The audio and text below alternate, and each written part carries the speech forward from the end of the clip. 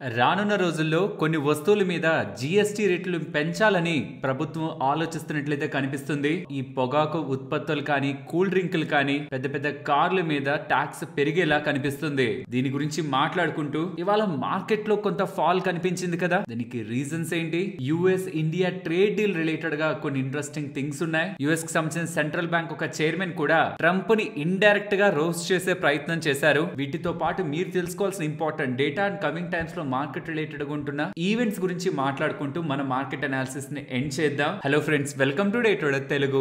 Good evening. Sensex 288 points down అయ్యి 83,410 దగ్గర close అయితే, నిఫ్టీ 88 పాయింట్స్ డౌన్ అయ్యి 25,453 దగ్గర క్లోజ్ అయింది. వెరాస్ బ్యాంక్ నిఫ్టీ 460 పాయింట్స్ డౌన్ అయ్యి 56,999 దగ్గర క్లోజ్ అయింది. ఇవాళ అన్ని సెక్టార్స్ లోకి ఏదైనా స్ట్రాంగ్ గా పెరిగిన సెక్టార్ ఉందా అంటే అది మెటల్స్. రీజన్ మీకు రీసెంట్ టైమ్స్ లో చెప్పాను, యూఎస్ కి సంబంధించిన డాలర్ ఇండెక్స్ ఎప్పుడైతే వీక్ అవుతూ ఉంటుందో, గోల్డ్ సిల్వర్ ధరలు ఎలా అయితే పెరుగుతాయో అవి ఎలా అయితే మెటల్స్ లో, ఇతర మెటల్స్ కూడా డాలర్స్ లోనే ట్రేడ్ అవుతూ ఉంటాయి కాబట్టి వాటి ధరలు కూడా పెరుగుతాయి. దీంతో మన మెటల్ కంపెనీస్ రిలేటెడ్ గా అడ్వాంటేజ్ దొరుకుతుంది. ఫ్రెండ్స్, ఇవాళ మీరు గమనిస్తే మార్కెట్ లో కొంత పుల్ బ్యాక్ కనిపిస్తుంది కదా, దీనికి మన రిలేటెడ్ గా డొమెస్టిక్ గా మన రిలేటెడ్ గా ఫామ్ అవుతున్న కొన్ని డేటా పాయింట్స్ ఉన్నాయి. అవి కొంత వీక్ గా ఉన్నాయి, వాటి గురించి మాట్లాడుకుందాం. బట్ దానికంటే చాలా ఇంట్రెస్టింగ్ గా నిన్న యుఎస్ కి సంబంధించిన మీడియాతో మాట్లాడుతూ ట్రంప్ రెండు దేశాల గురించి మాట్లాడారు. ఒకటి ఇండియా, ఇంకొకటి జపాన్. ఇండియా రిలేటెడ్ గా తను మాట్లాడుతూ వాడిన పదం ఏంటంటే, ఇప్పటి వరకు ఇండియా మమ్మల్ని లోపలికి రానివ్వలేదు, ట్రేడ్ చేయడానికి పెద్దగా అలో చేయలేదు. మమ్మల్ని అని కాదు, చాలా కంట్రీస్ ని రానిలేదు. కానీ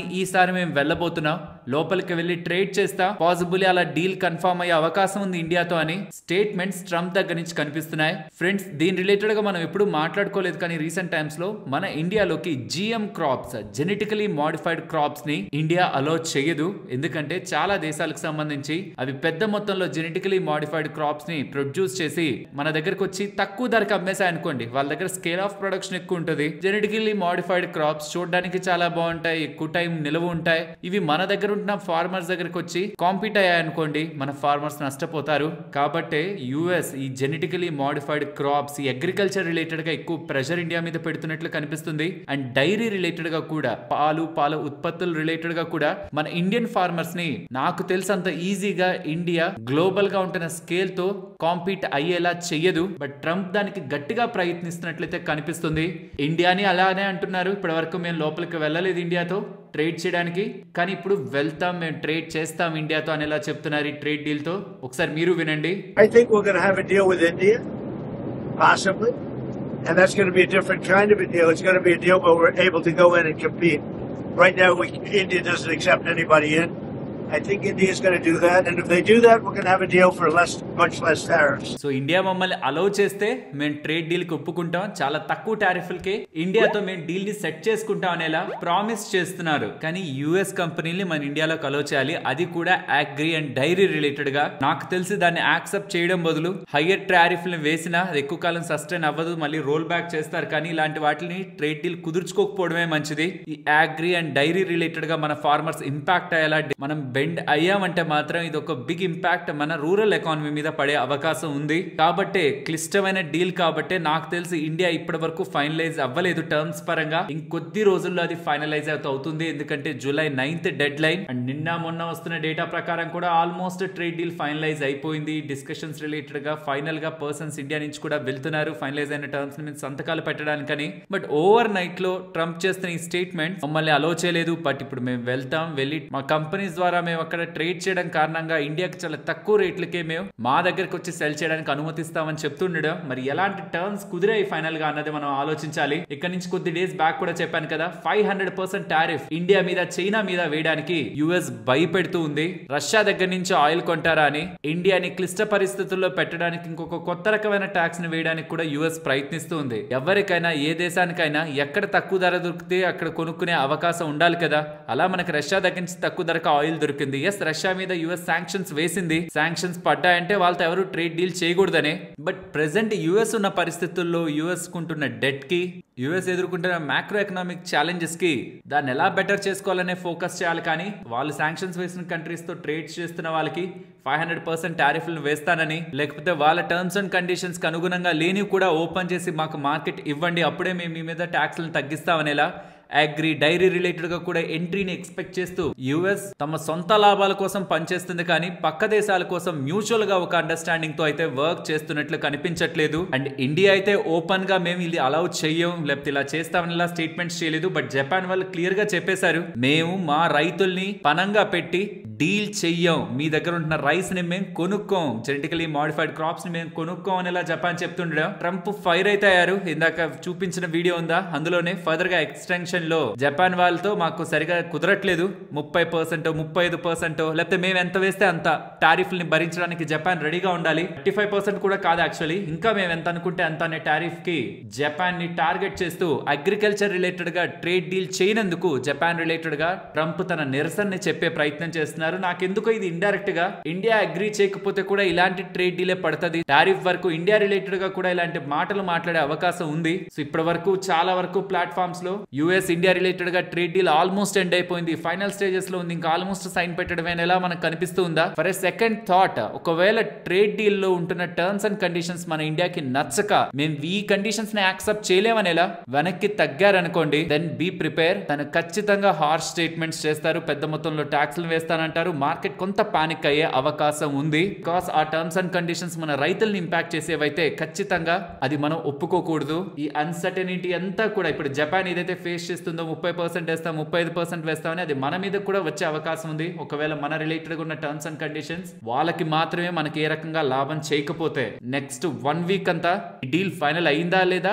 అయితే ఎలాంటి టర్మ్స్ మీద ఫైనల్ అయింది, ఎవరికి ఎలాంటి అడ్వాంటేజ్ ఉందనే దాన్ని బట్టి మార్కెట్ లో ఒక డైరెక్షనల్ వ్యూ, అది అప్ సైడ్ కా డౌన్ సైడ్ కా అనేది డిసైడ్ అయి ఉంటుంది అనేది మార్కెట్ లో ఉన్న వాళ్ళు గమనించాలి. అండ్ నిన్న యుఎస్ ఫెడ్ కూడా ట్రంప్ ని ఉద్దేశించి తను కానీ టారిఫ్ల్ని కానీ అలా మార్చకుండా ఉండుంటే ఇలాంటి ఇన్ఫ్లేషనరీ కండిషన్స్ ని క్రియేట్ చేస్తారేమో ఒక భయాన్ని క్రియేట్ చేయకపోయింటే ఈ పాటికి వడ్డీ రేట్లు కట్ అయ్యేవనేలా. If not for tariffs I would have cut more. Tariffs అనే ఒక వర్డ్ లేకపోయింటే, ఇలాంటి అన్సర్టనిటీ లేకపోయింటే వడ్డీ రేట్లు కట్ అయ్యేవని బాల్ ని ట్రంప్ కోర్ట్ లోకే తోస్తున్నారు. సో ఇక్కడ చాలా ఇంట్రెస్టింగ్ గేమ్ నడుస్తుంది. యాక్చువల్లీ ఫెడ్ చైర్మన్ పవల్ గారు కానీ ఇంత స్ట్రాంగ్ గా లేకపోయింటే వడ్డీ రేట్లు కట్ చేస్తుంటే ట్రంప్ కి చాలా పవర్ వచ్చేసేది. కానీ ఇప్పుడు ట్రంప్ మైండ్ లో టారిఫ్స్ అన్సర్టనిటీ ఆ గేమ్ ఆడాలంటే కంట్రీస్ ని బెండ్ చేయడానికి, కంట్రీస్ రిలేటెడ్ గా తనకి నచ్చింది చేయించుకోవడానికి తను ముందుకు వెళ్ళాలంటే ఎక్కడ ఈ సెంట్రల్ బ్యాంక్ వాళ్ళ సెంట్రల్ బ్యాంక్ చైర్మన్ పవల్ గారు టారిఫ్ల్ని మైండ్ లో పెట్టుకొని ఇన్ఫ్లేషన్ పెరిగిపోతుందని ఫర్దర్ గా కూడా వడ్డీ రేట్లు కట్ చేయకుండా ఉంటారేమో, అది మళ్ళీ యుఎస్ కి సంబంధించిన ఎకానమీకి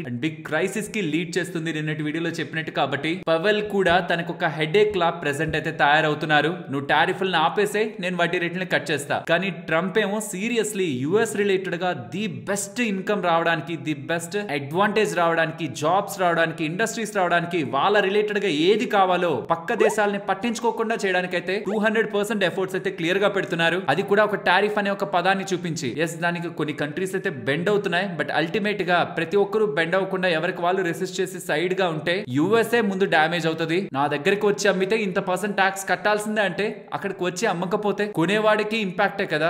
ఆ ధర అంతా కూడా వేస్తున్న ట్యాక్స్ అంతా కూడా అక్కడ ఉన్న కన్స్యూమర్ కే పాస్ చేస్తే అక్కడ కొనేవాడు కూడా ఎక్కువ డబ్బులు పెట్టే కదా కొనాలి, కన్స్యూమర్ కే కదా పడుతుంది. ఈ రీసెంట్ గా నైకీ వాళ్ళు కూడా $1 బిలియన్ దగ్గరగా ఈ టారిఫ్ల కారణంగా మా మీద ఇంపాక్ట్ పడుతుంది, మేము ధరలను పెంచుతామనే కదా స్టేట్మెంట్స్ చేశారు. మరి ఆటోమేటిక్ గా అది ప్రజల మీద, అదే యుఎస్ లో ఉంటున్న ప్రజల మీద పడుతుంది. ఇదే ఫెడ్ ఒక వాదన కూడా. మరి చూడాలి ఇన్ కమింగ్ డేస్ ట్రంప్ ఈ టారిఫ్ తో ఎలాంటి గేమ్ ప్లే చేస్తారు, ఇది అసలు ఎప్పటికి ఎండ్ అవుతుందని. And a big beautiful bill కారణంగా యుఎస్ కి సంబంధించిన బాండ్ డీల్స్ పడుతూ ఉండడం, డాలర్ ఇండెక్స్ కూల్ ఆఫ్ అవుతుండడం, గోల్డ్ సిల్వర్ రీసెంట్ టైమ్స్ లో పెరగడం, అండ్ ఎలాన్ మస్క్ దేని రిలేటెడ్ గా అయితే స్టేట్మెంట్స్ చేస్తున్నారో అది సెనెట్ అయితే పాస్ అయిందా, ఇప్పుడు హౌస్ ఆఫ్ రిప్రజెంటేటివ్స్ దగ్గరికి వెళ్తుంది. అక్కడ కూడా అది ముందుకు వెళ్ళిందంటే ప్రెసిడెంట్ దగ్గర సైన్ కి వెళ్తుంది, అది బిల్ లా ముందుకు వస్తుంది. అండ్ మోస్ట్లీ అది ఒక బిల్ అయ్యే ఛాన్సెస్ కనిపిస్తున్నాయి. అండ్ అలా అయ్యిందంటే మాత్రం ఒక కొత్త పార్టీని ఎలాన్ మస్క్ తీసుకొస్తారనేలా డేటా అయితే కనిపిస్తూ ఉంది. దీన్ని ఎలాన్ మస్క్ కూడా ఇండైరెక్ట్ గా సపోర్ట్ చేస్తూ తన ఎక్స్ ఖాతాలో పోస్టుల ద్వారా చెప్తూ ఉన్నారు. ఇప్పుడు యుఎస్ లో రెండు పార్టీలు ప్రధానంగా ఉంటాయి, ఒకటి రిపబ్లికన్స్, ఇంకొకటి డెమోక్రాట్స్. ఇప్పుడు మూడో పార్టీ రావాలి ఈ బిగ్ బ్యూటిఫుల్ బిల్ కానీ పాస్ అయితే అనేలా స్టేట్మెంట్స్ కనిపిస్తున్నాయి. రీసెంట్ గా ఫైనాన్షియల్ ఇయర్ ఎండింగ్ కి సంబంధించిన జిఎస్టీ డేటాని మాట్లాడుకున్నాం కదా,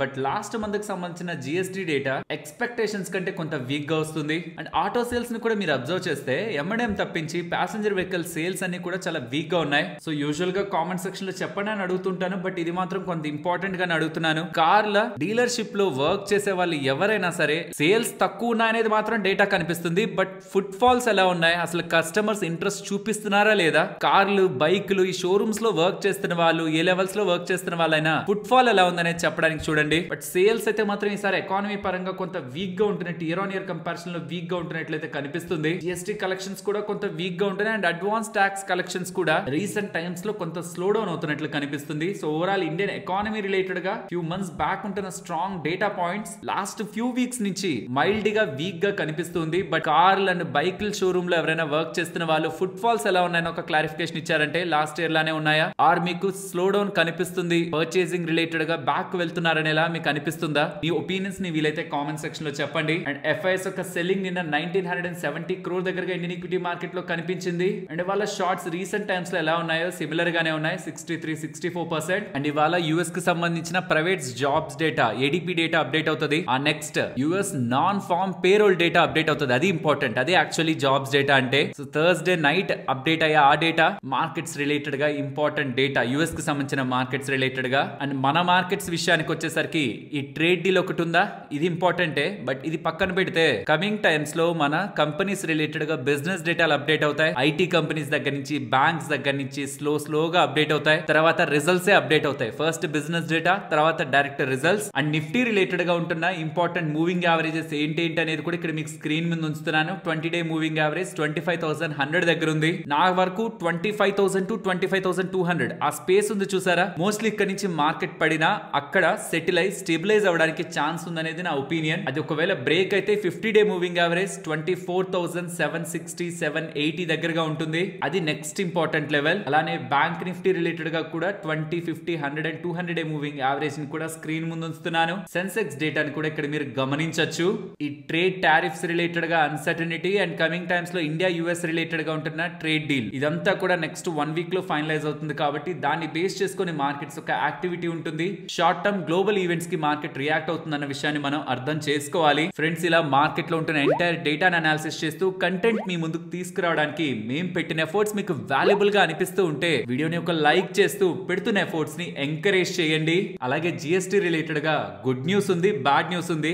గుడ్ న్యూస్ మిడిల్ క్లాస్ వాళ్ళకి, ఎందుకంటే 40 నుంచి 50 వేల కోట్ల దగ్గరకు సంబంధించిన జిఎస్టీ ట్యాక్స్ ని కొన్ని ప్రొడక్ట్స్ మీద గవర్నమెంట్ ఆఫ్ ఇండియా తగ్గించాలనుకుంటుందని. అవి ఏంటేంటో చెప్తున్నాను. Tooth paste, tooth powder, umbrella అంటే గొడుగులు, కుట్టు machines, sewing machines, pressure cookers, వంట సామాగ్రి, ఇంట్లో వాడే వంట పాత్రలు ఉంటాయా అవి, electronic irons, geysers, small capacity washing machines అంటే చిన్న చిన్న washing machines, bicycles, readymade garments అంటే బట్టలు, రెడీమేడ్ బట్టలు ఏవైతే 1000 దగ్గరగా ఉంటుంటాయి అవి, అండ్ వేసుకునే చెప్పులు ఆర్ ఫుట్ వేర్ రిలేటెడ్ గా ఉన్నవి 500 నుంచి 1000 రూపాయల మధ్యలో ఉన్నవి, stationery items, vaccines, ceramic tiles and agriculture tools, ఇవన్నిటి పరంగా కూడా జిఎస్టీని 12% నుంచి 5% కి తీసుకురావాలనుకుంటున్నారని ఎలా డేటా కనిపిస్తూ ఉండడం. ఇవాళ మీరు చూస్తే కొన్ని బట్టల కంపెనీలు పెరిగాయి, కోల్గేట్ కూడా పెరిగింది కదా టూత్ పేస్ట్, అండ్ ఇవి తయారు చేస్తున్న వాళ్ళ రిలేటెడ్ గా కూడా ఇవాళ కొంత బజ్ అయితే కనిపించింది. బట్ ఇది అమలు అవ్వడానికి Punjab, Kerala and even west Bengal oppose చేస్తుందని, ఇలా చేయడం కారణంగా ట్యాక్స్ తగ్గుతుంది అండ్ ఆ రాష్ట్రాల ఇన్కమ్ కూడా తగ్గుతుందని ఎలా దీన్ని అపోజ్ చేస్తున్నారని. వాళ్ళు ఒకవేళ అగ్రి అయిపోతే మాత్రం ఇవి తగ్గుతాయని ఎలా, ఇది మిడిల్ క్లాస్ కి శుభవార్త అనేలా. ఇవాళ ఆఫ్టర్నూన్ మనకి డేటా చాలా ప్లాట్ఫామ్స్ లో పబ్లిష్ అయింది, అది నేను మీకు స్క్రీన్ ముందు ఉంచుతున్నాను. మరి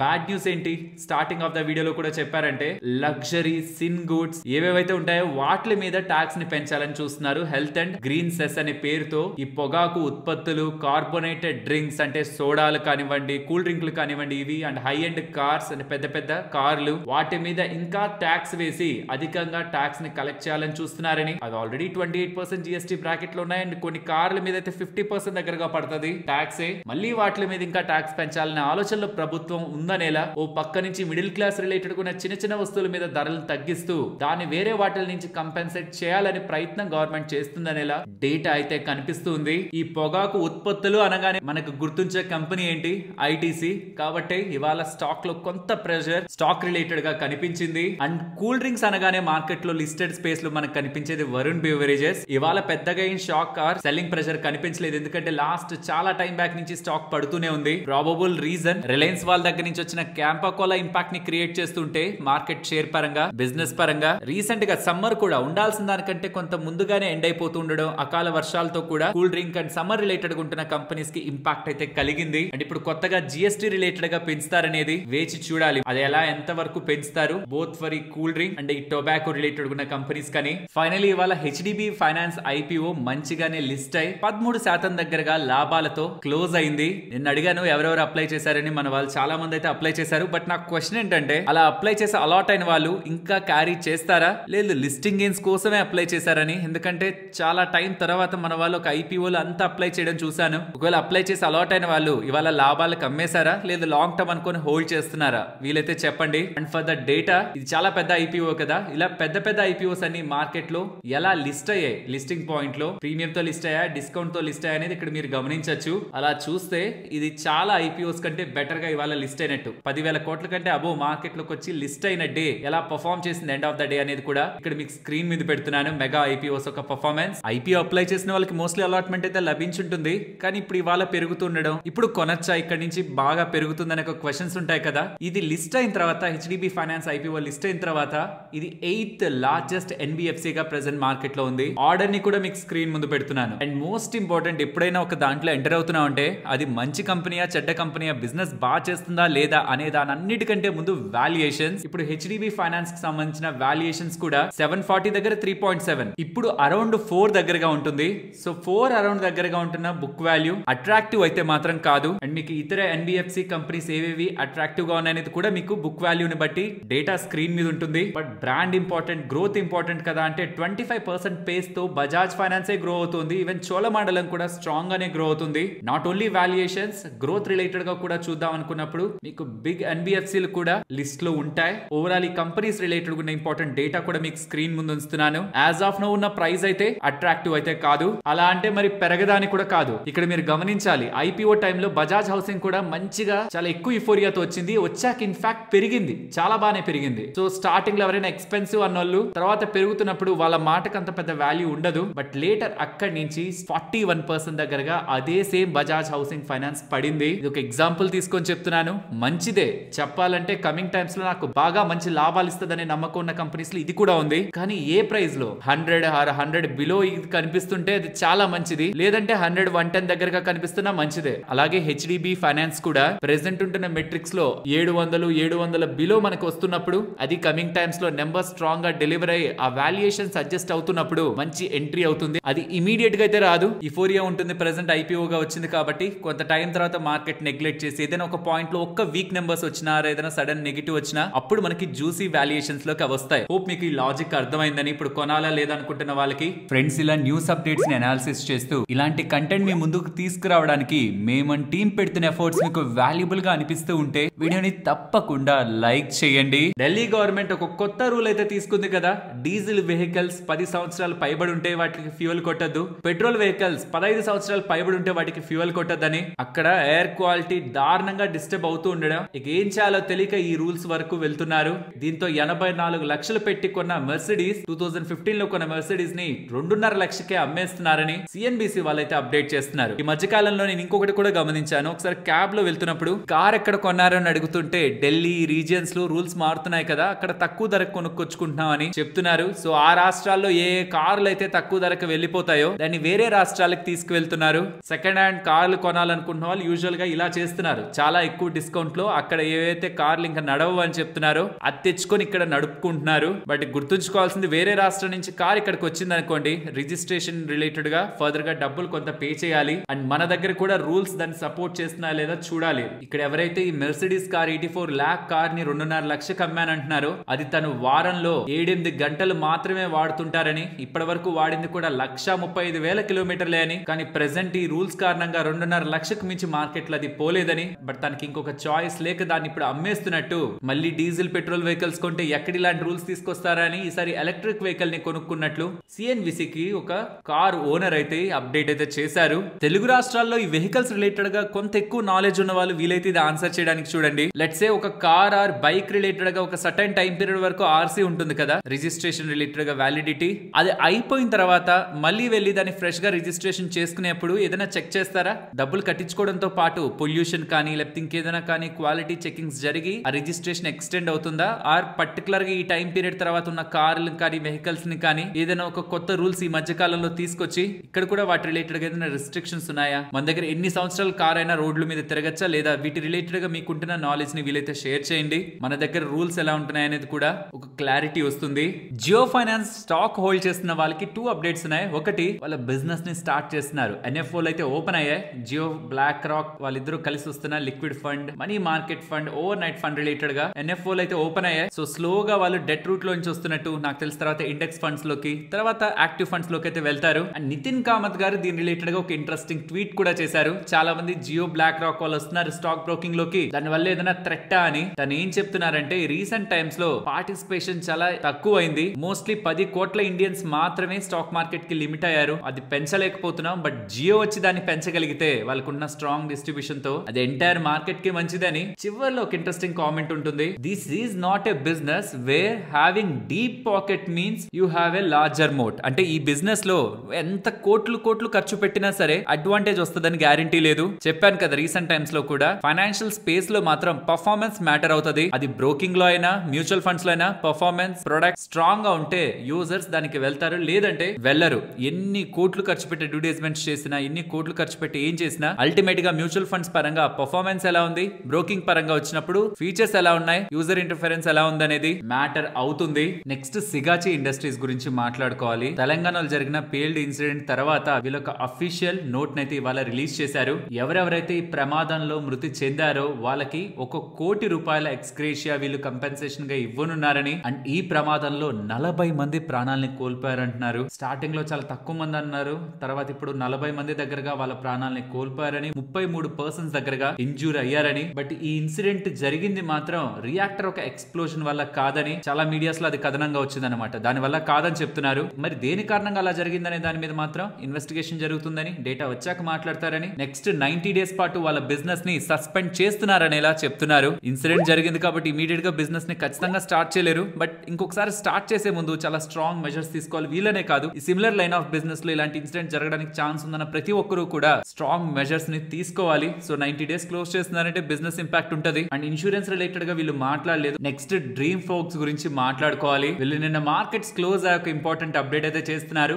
axis bank and ICICI bank తో వెళ్ళకుంటున్న ప్రోగ్రామ్స్ ని క్లోజ్ చేసుకుంటున్నట్టు. అన్ని ప్రోగ్రామ్స్ కాదు, అంటే ఎంటైర్ కార్డ్ ని మనం యూజ్ చేయలేం లాంచెస్ లో అని కాదు, సర్టైన్ ప్రోగ్రామ్స్ మాత్రమే. కొన్ని ప్రోగ్రామ్స్ క్యాన్సిల్ అయ్యి అంటున్నారు. దాని ఇంపాక్ట్ బిజినెస్ మీద ఎలా ఉంటుందో కమింగ్ డేస్ లో చెప్తారంటున్నారు. Means Axis bank and ICICI bank card holders వీళ్ళ రిలేటెడ్ ఉన్న లాంచెస్ లోకి వెళ్ళి యూజ్ చేసుకోవచ్చు. ఫ్రీగా మీల్స్ తింటుంటారు కదా, ₹1, ₹2 అట్లా స్పెండ్ చేసి, అలా అనమాట. కానీ రీసెంట్ టైమ్స్ లో ఏం జరిగింది మీరు గమనిస్తే, ఈ ఎయిర్పోర్ట్స్ ని ఎవరైతే మేనేజ్ చేస్తున్నారో ఈ లాంచ్ ఆపరేటర్స్ మీద అధికంగా వాళ్ళు ఛార్జీలని వసూలు చేయడం స్టార్ట్ చేశారు. ఆ లాంచ్ ఆపరేటర్స్ ఏమో అది డ్రీమ్ ఫ్లోక్స్ కి పాస్ చేశారు. ప్యారలల్ గా బ్యాంక్స్ వాళ్ళు ఏం చేశారు, ఇంత స్పెండ్ చేస్తే కానీ క్రెడిట్ కార్డ్ మీద మీరు లాంచ్ కు వెళ్ళలేరు అనేలా రూల్స్ తీసుకొచ్చారు. సో లాంచ్ కు వెళ్లే వాళ్ళ ఫుట్ ప్రింట్ తగ్గింది, దీంతోనూ డ్రీమ్ ఫ్లోక్స్ వాళ్ళకి వచ్చే ఇన్కమ్ తగ్గింది. అండ్ ఎయిర్పోర్ట్ వాళ్ళు కూడా లాంచ్ ఆపరేటర్స్ మీద మోర్ అండ్ మోర్ చార్జెస్ ని వేయడం కారణంగా ఇంకా వాళ్ళ ఆపరేషనల్ ఇన్కమ్ ఇంపాక్ట్ అయింది. అది ఓవరాల్ డ్రీమ్ ఫ్లోక్స్ రిలేటెడ్ గా బిజినెస్ ని తగ్గించింది. దీంతో పాటు దీనికి అడిషన్ గా డ్రీమ్ ఫ్లోక్స్ కు సంబంధించిన చైర్మన్ అండ్ మేనేజింగ్ డైరెక్టర్ చెప్తున్నది, 2 బిగ్ ఎయిర్పోర్ట్ ఆపరేటర్స్, నాకు తెలిసినంత వరకు అందులో అదాని గారు ఉంటారు, వాళ్ళు ఇంకొకరు మేబీ ఎవరో తెలియట్లేదు కానీ ఇంకొక ఆపరేటర్ ఎయిర్పోర్ట్స్ ని ఆపరేట్ చేసే వాళ్ళు, మేనేజ్ చేసే వాళ్ళు వీళ్ళ లాంచ్ బిజినెస్ ని గివ్ అప్ చేయమని ప్రెషర్ చేస్తున్నారని, ప్రాబబ్లీ ఆ రీజన్స్ తోనే వీళ్ళ ఐసిఐసిఐ తో, యాక్సిస్ తో వాళ్ళ డీల్ ని క్యాన్సిల్ చేసుకుంటున్నట్టు డైరెక్ట్ ఫ్రమ్ మేనేజ్మెంట్ దగ్గర నుంచి అప్డేట్స్ అయితే కనిపిస్తున్నాయి. అండ్ వీళ్ళకి అగైనెస్ట్ గా నెగిటివ్ పిఆర్ ని కూడా ఎయిర్పోర్ట్ ఆపరేటర్స్ బిల్డ్ చేసి మరి వాళ్ళ డీల్స్ ని క్యాన్సిల్ అయ్యేలా చేస్తున్నారని, కాబట్టి వాళ్ళ బిజినెస్ పోతుందని ఇలా స్టేట్మెంట్స్ చేస్తుండడం ఇవాళ స్టాక్ 5% దగ్గరగా పడింది. సాయి సిల్క్స్ కళామందిర్ ఉంది కదా, ఎక్స్ట్రీమ్లీ స్ట్రాంగ్ డేటా అనమాట. Q1 FY26 రిలేటెడ్ గా హైయెస్ట్ ఎవర్ Q1 రెవెన్యూస్ ఇవి. మరి ఎన్ని చీరలు కొంటున్నారో తెలియట్లేదు. హైదరాబాద్, మైసూర్, వేలూరు, తిరుపతి ఇక్కడ న్యూ స్టోర్స్ రిలేటెడ్ గా ప్రోగ్రెస్ నడుస్తూ ఉందని, అండ్ ఆల్రెడీ ఉంటున్న స్టోర్స్ రిలేటెడ్ గా 42% ఇయర్ ఆన్ ఇయర్ లో రెవెన్యూ గ్రో అయిందని అప్డేట్స్ అయితే చేస్తున్నారు. If everything in the normal pace వీళ్ళ రిలేటెడ్ గా చాలా మంచి నెంబర్స్ ఉండే అవకాశం ఉంది. అది మార్కెట్ ముందుగానే గెస్ట్ చేస్తే వాళ్ళ స్టాక్ 7% దగ్గరగా పెరిగింది.